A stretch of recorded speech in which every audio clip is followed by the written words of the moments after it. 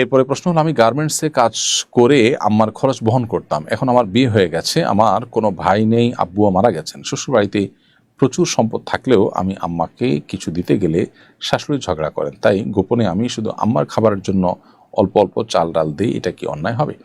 উত্তর হলো, এই অল্প অল্প যেটুকু দিচ্ছেন এটুকুতে যদি আপনার স্বামীর মৌন সম্মতি থাকে, যেটা দিচ্ছেন এটা যদি আপনার স্বামীর হয়ে থাকে, তাহলে সেক্ষেত্রে স্বামীর যদি মনসম্মতি থাকে বা আপনি জানেন যে স্বামী এটুকুর জন্য বাধা দিবেন না, তাহলে সেক্ষেত্রে এটা আপনার জন্য জায়েজ হবে। আর যদি স্বামীর মনসম্মতি না থাকে, বরং আপনি লুকিয়ে ছাপিয়ে দেন, তাহলে এটা আপনার জন্য জায়েজ হবে না।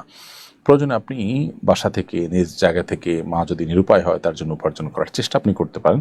এক্ষেত্রে দাম্পত্য জীবনে স্বামী স্ত্রীর মধ্যে বোঝাপড়া জরুরি। স্বামীরও যেরকম স্ত্রীর এ ধরনের পরিস্থিতি স্ত্রীর পাশে দাঁড়ানো তার কর্তব্য, নৈতিক দায়িত্ব, ঠিক একইভাবে স্ত্রীও স্বামীকে আপন করে নিয়ে বা ভালোবাসা দিয়ে তাকে তার কাছ থেকে নিজের এই প্রয়োজন পূরণ করার চেষ্টা করা উচিত। এখানে স্বামীর অজান্তে তার জিনিস মনের মতো করে ব্যবহার করবার সুযোগ কিন্তু নেই।